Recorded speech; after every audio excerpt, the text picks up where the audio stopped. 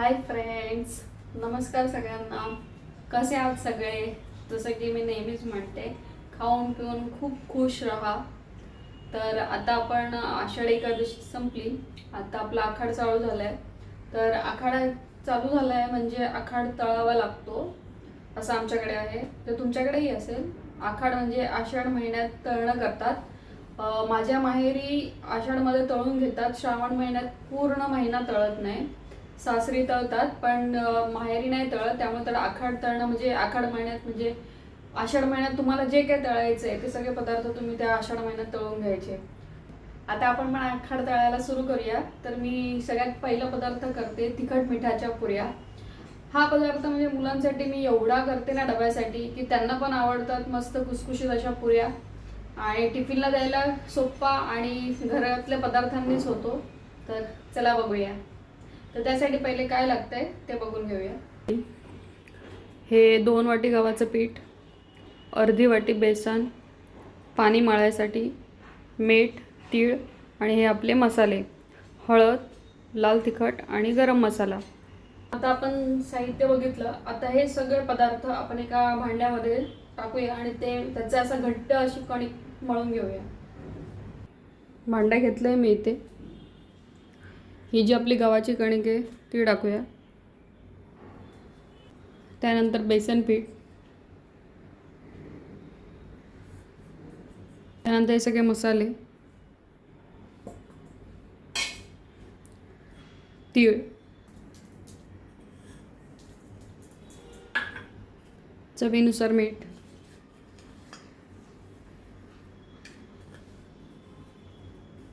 ते तुम्हाला आवडत असेल ते टाका. माझ्या मुलांना नाही आवडत जास्त म्हणून मी थोडेसेच टाकते.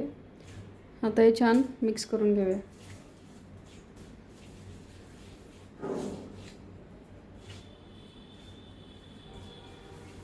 पहिले सुके मसाले छान मिक्स करून घ्यायचे. मिक्स झाल्यानंतर थोडं थोडं पाणी घ्यायचं आणि याचा घट्ट असा गोळा करून घ्यायचा.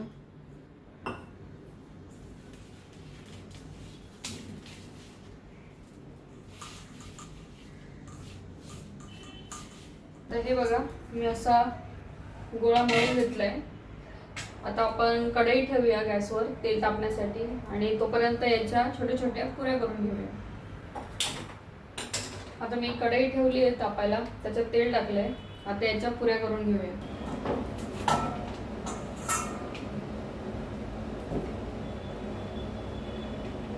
मी याचे छोटे छोटे गोळे करून घेते.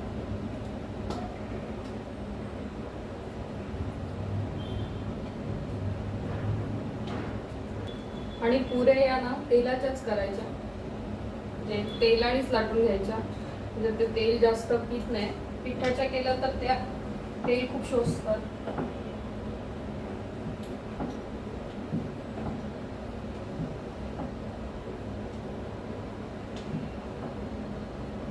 आम्ही आहे ना आमच्या आजीला बघायचो, अशी पुरी तळायची ना, माझी अशी लाटी तेलात बुडवायची आणि लाटायची. मी 4 पुऱ्या लाटून घेतल्यात. आता या मी तळते. तेल तापलंय आपलं तेल तापलंय. आता पुरी सोडूया याच्यामध्ये.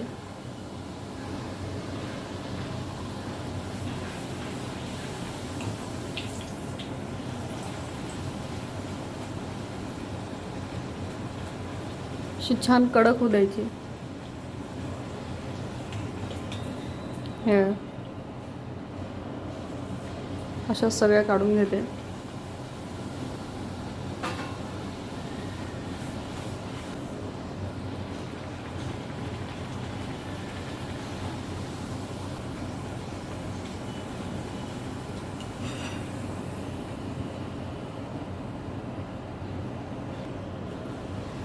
सगळ्या पुऱ्या मी आता काढून घेतल्या आहेत.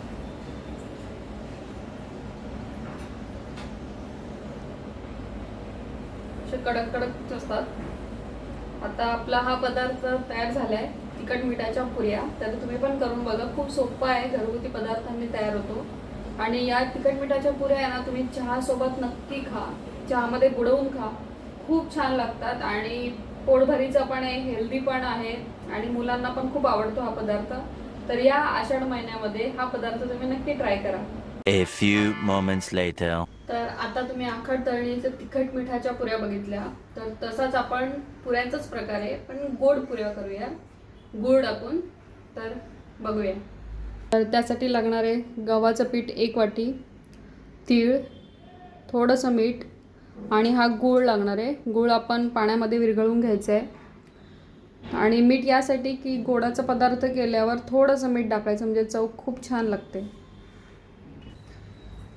त्याच्यामध्ये जवळजवळ अर्धा ग्लास आणि थोडंसं वर पाणी टाकते. जर गुळाचं पाणी केलं आणि ते थोडंसं उरलं तर ते खराब होत नाही.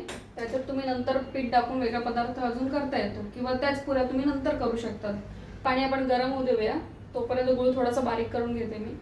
आपलं पाणी आता गरम झालंय आणि मी गूळ बारीक करून घेतलं. आता गूळ याच्यात टाकूया.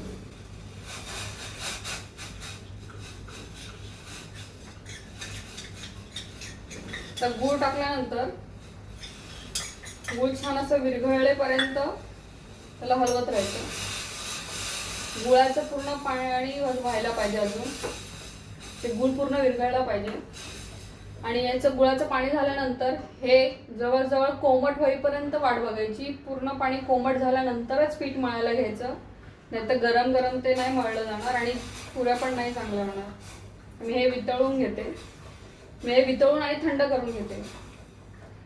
आता मी हे पाणी छान थंड करून घेतले. आता आपण पहिले गव्हाचं पीठ टाकूया, त्याच्यानंतर तीळ, मीठ आणि हे पाणी थोडं थोडं करून त्याचा गोळा बनवून घेऊया.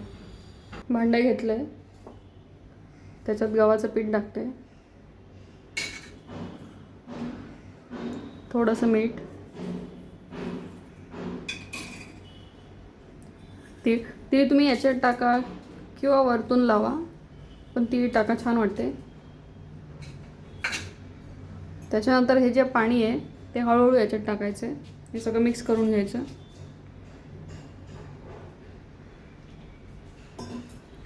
पाणी जेव्हा कोमट असेल तेव्हाच ते मिक्स करून घ्यायचं.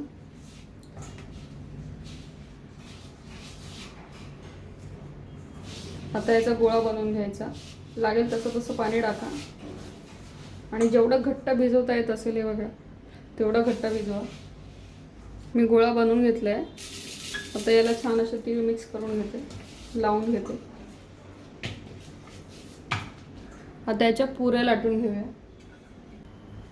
आणि या पुऱ्या ज्या आहेत ना त्या गोड, त्या खराब नाही होत, आरामात टिकतात. सगळ्या पुऱ्या अशा लाटून घेते. मी सगळ्या पुऱ्या लाटून घेतल्यात. आता आपण त्या तळूया. आता आपलं तेल तापलंय. आता पुऱ्या टाकूया याच्यामध्ये.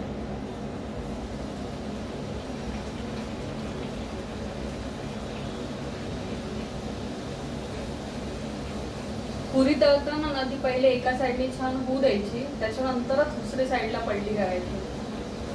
सारखं सारखं जर तुम्ही पलटी करत राहणार ना तर ते पुऱ्या तेल खूप शोषतं आणि तेलगट पुऱ्या होतात. त्यामुळे पूर्ण मागच्या बाजूने होऊ द्यायची, त्याच्यानंतर पलटी करायची.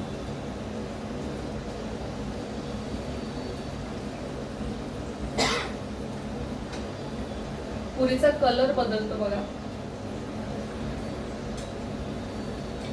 हे बघा, साधारण असा कलर आला की पुरी बदलायची, काढायची, तेल छान निथरून घ्यायचं.